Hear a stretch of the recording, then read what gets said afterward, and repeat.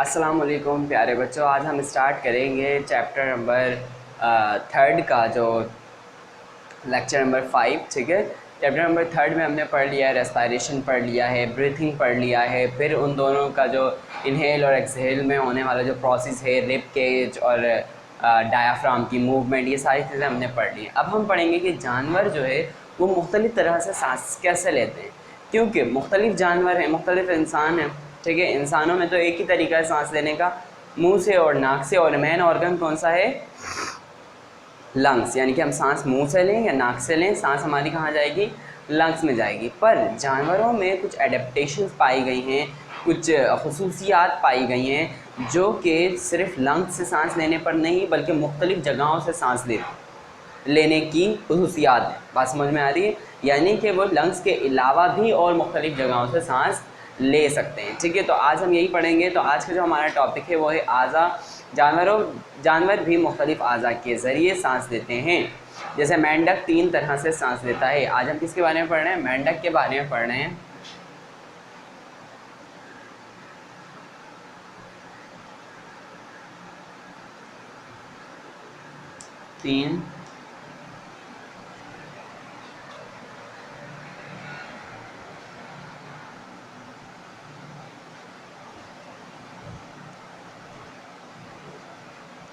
तीन तरह से सांस लेता है। कौन से 3 तरीके हैं वो देखो बच्चों। मेंढक जो है जो 3 तरीक़ों से सांस ले रहा होता है वो 3 तरीके हैं दरअसल। एक ये कि वो लंग्स से सांस लेता है, जो कि हम भी लेते हैं। ठीक है, एक ये कि वो अपनी स्किन से भी सांस लेता है, और तीसरा ये कि वो अपनी बक्कल कैविटी यानी कि मुंह से भी सांस ले रहा होता है। ये 3 तरीके हैं जो कि हम पढ़ते हैं मेंढक के सांस लेने में। सबसे पहला है जिल से सांस लेना, यानी respiration bye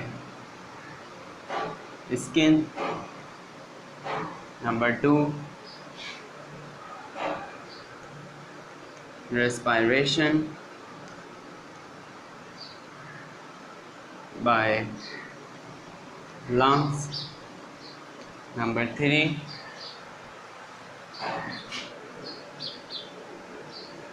respiration by mouth. ठीक है क्लास, मेंढक 3 तरीक़ों से सांस लेता है। वो 3 तरीके कौन से हैं? रेस्पायरेशन बाय स्किन, स्किन के ज़रिए सांस लेना; रेस्पायरेशन बाय लंग्स, फेफड़ों के ज़रिए सांस लेना; रेस्पायरेशन बाय माउथ, मुंह के ज़रिए सांस लेना। ठीक है, क्लियर हो गई ये बात। अब 1 बाय 1 हम इसको डिस्कस करते हैं। ठीक है, जितने आज डिस्कस कर सकेंगे उतने आज करेंगे, बाकी इंशाल्लाह नेक्स्ट लेक्चर में डिस्कस करेंगे। तो फर्स्ट हम डिस्कस करते हैं रेस्पायरेशन बाय स्किन। स्किन के ज़रिए रेस्पायरेशन कैसे होती है? स्किन पर मौजूद होते हैं पोर्स। ठीक है, मेंढक की स्किन पर क्या मौजूद होते हैं? पोर्स मौजूद होते हैं, छोटे छोटे सुराख मौजूद होते हैं, जो कि हमारी स्किन पर भी मौजूद होते हैं, जहाँ से हमारे पसीने बाहर आते हैं। ठीक है, पोर्स मौजूद होते हैं इन पोर्स के नीचे। ठीक है, यानी कि ये स्किन है, ये पोर है, ये सुराख है, इसके नीचे इस वाले हिस्से पे बहुत सारी कैपिलरीज यानी कि खून की नालियाँ मौजूद होती हैं। क्या मौजूद होती हैं? खून की नालियाँ, कैपिलरीज जिसको कहते हैं। ठीक है, स्किन के अंदर क्या है? पोर्स। स्किन के ऊपर समझ लें आप, पोर्स हैं, बहुत सारे सुराख हैं। उन सुराख के नीचे यानी कि स्किन के अंदर क्या मौजूद हैं? कैपिलरीज मौजूद हैं। अब अगर आप रेस्पायरेशन देखो तो रेस्पायरेशन में क्या हो रहा था? एयर सैक के ऊपर क्या मौजूद थे? कैपिलरीज मौजूद थे। हवा किस में आ रही थी? एयर सैक में आ रही थी। और गैसियस एक्सचेंज जो है, गैसों का तबादला जो है, वो कहाँ पे हो रहा था? एयर सैक और कैपिलरीज के दरमियान में हो रहा था। एयर सैक से ऑक्सीजन कैपिलरीज में जा रही थी और कैपिलरीज से कार्बन डाइऑक्साइड एयर सैक के अंदर आ रही थी। ठीक है, और फिर ये कार्बन डाइऑक्साइड वो वापस बाहर निकाल दे रहा था। बिल्कुल इसी तरह यहाँ पे भी गैसियस एक्सचेंज होगा। ठीक है, गैसियस एक्सचेंज।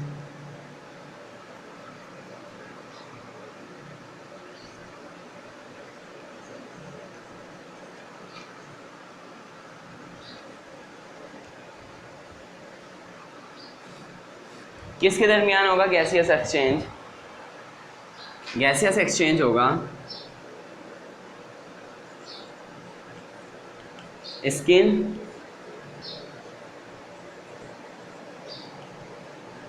और वाटर के दरमियान, यही दो टकरा रहे हैं।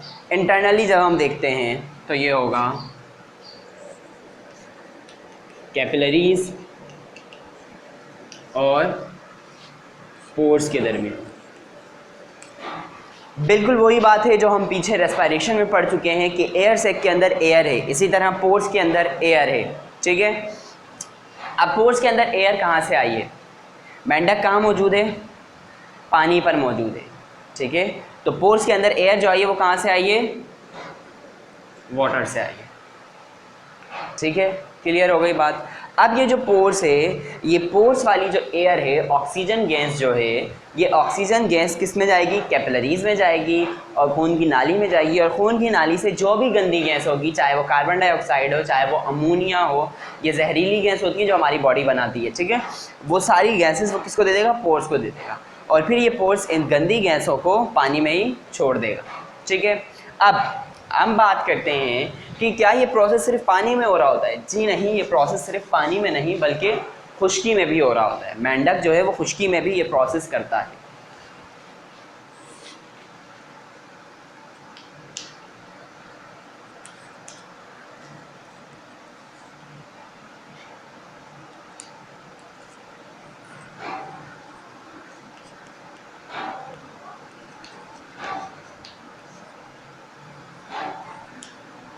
स्किन के ज़रिए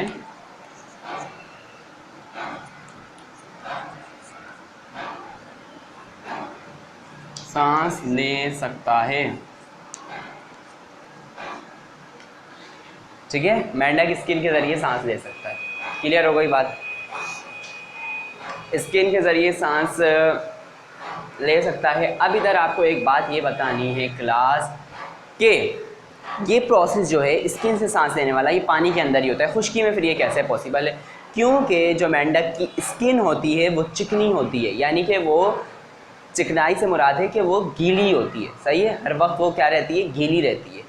सही है, जिसकी वजह से ये सांस लेने का प्रोसेस उसमें होता है, खुश्की में भी हो पाता है। सही है, बात समझ में आ गई?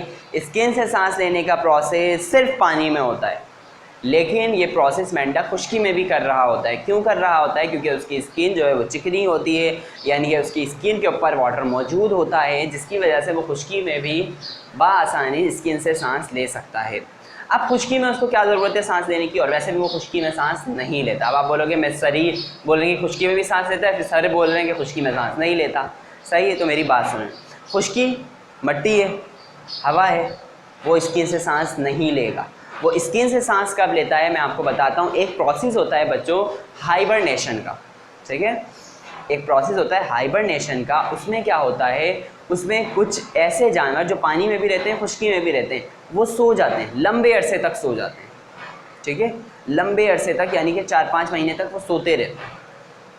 अब ऐसे टाइम पे उनकी मुंह और नाक दोनों बंद होती है। क्यों बंद होती है? क्योंकि वो ज़मीन के अंदर जाकर सोते हैं, गार बनाते हैं और उसके अंदर जाकर सो जाते हैं। ऐसे कौन से जानवर होते हैं? ऐसे होते हैं आपके पास कछुआ होता है, मेंढक होता है, और दूसरे गिरगिट वगैरह भी होते हैं। ठीक है, एलिगेटर भी होते हैं बाज़ औक़ात। ठीक है, ये क्या करते हैं? ये अपने उस हाइबरनेशन के पीरियड में, ठीक है, सर्दियों का मौसम होता है दरअसल में, उस प्रोसेस को बोलते हैं, उस दिनों को, उन दिनों को जिन दिनों में ये सो रहे होते हैं उनको हाइबरनेशन बोलते हैं। ठीक है, इस प्रोसेस को हाइबरनेशन बोलते हैं कि ये जो सोते हैं इन दिनों में, जब ये सो रहे होते हैं ज़मीन के अंदर। अब ज़मीन के अंदर ऑक्सीजन कहाँ से आएगी? नहीं आ सकती। इन्होंने बिल्कुल चारों तरफ से अपने आप को पैक किया हुआ होता है।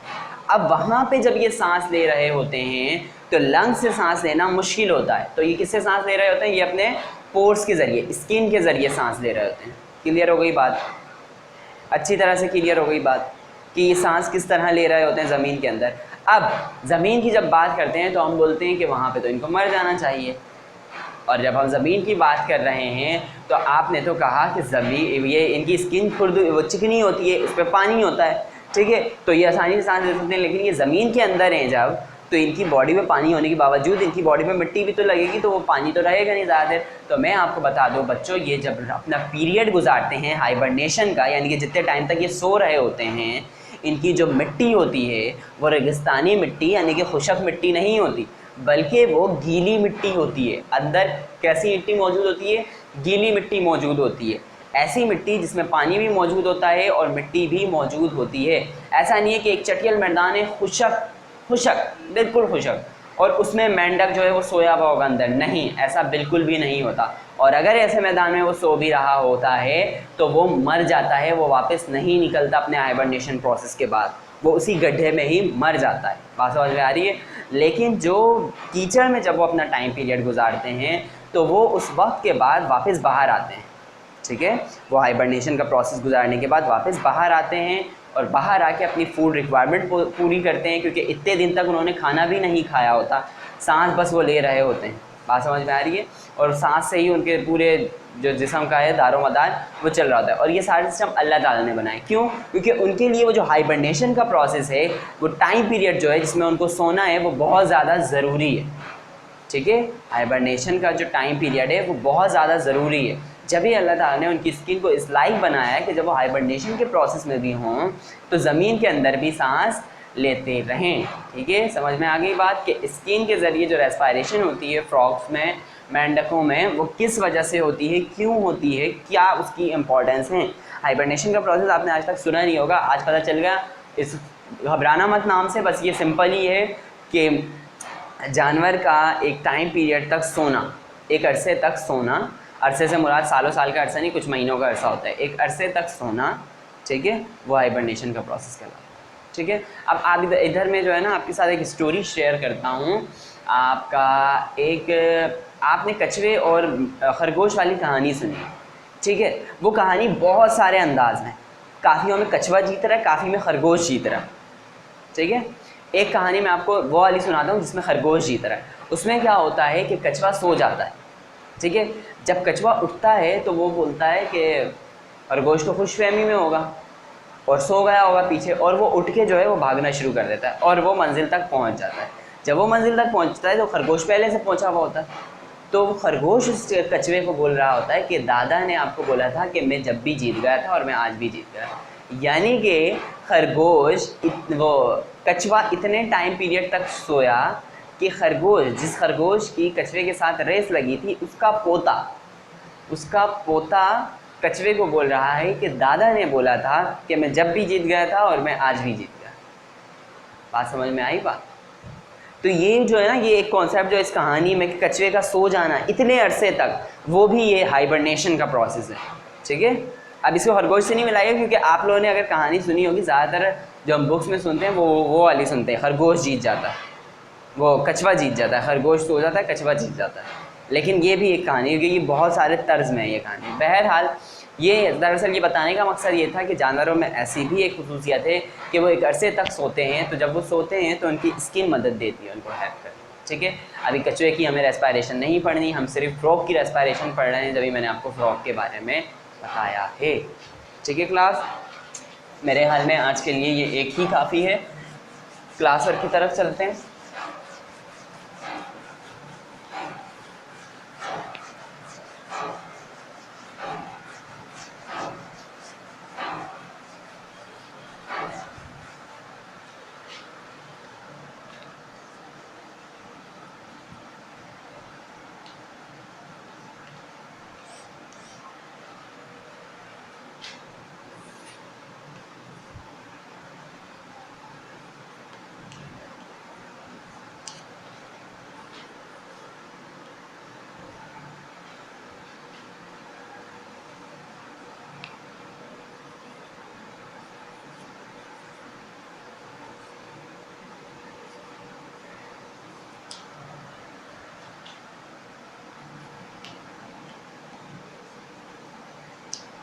देखो बच्चों, इसमें आपने बताना है मेंढक कितनी तरह से सांस लेता है। तो मेंढक डैश तरह से सांस लेता है, और फिर आपने उनके नाम लिख देना। क्लियर हो गई बात? अब आपको एक होमवर्क देना है। सिंपल ये क्वेश्चन है क्लास वर्क का, सही है। होमवर्क का थोड़ा सा बड़ा क्वेश्चन है।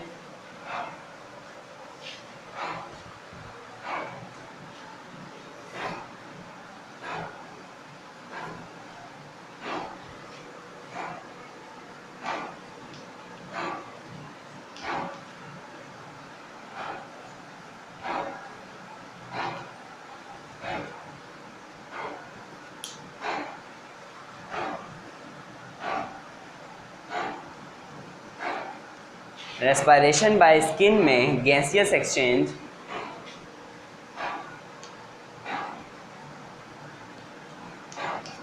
कहाँ होता है?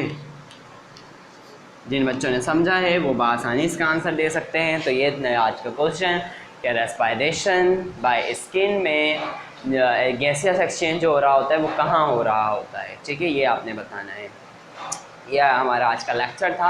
इसमें हमने रेस्पायरेशन बाय स्किन को बहुत ही अच्छे तरीके से पढ़ लिया है, ब्रीफ पढ़ लिया है, और अब हम हर किस्म का रेस्पायरेशन बाय स्किन के मुतालिक आंसर दे सकते हैं। तो मेरे ख्याल में ये मुश्किल क्वेश्चन नहीं है, बहुत इजी क्वेश्चन है। एक बात याद रखें, इधर आपने छोटा सा लाइन नहीं लिख देनी है, छोटी सी ड्रॉ नहीं कर देना है, जैसे मैंने लेक्चर में समझाया था। आपने बाकायदा एक पैराग्राफ लिखना है, चाहे पैराग्राफ 2 लाइन का हो या 10 लाइन का हो। उस पैराग्राफ में आपने वो सारी बातें बतानी है जहाँ पर गैसियस एक्सचेंज हो रहा होता है, किन के दरमियान हो रहा होता है। सही है, ये था आज का हमारा लेक्चर। इंशाल्लाह अगले लेक्चर में फिर मुलाकात होगी एक अगली नई तरह की रेस्पायरेशन के साथ जो कि फ्रॉग में हो रही होती है। जब तक के लिए अल्लाह हाफ़िज़।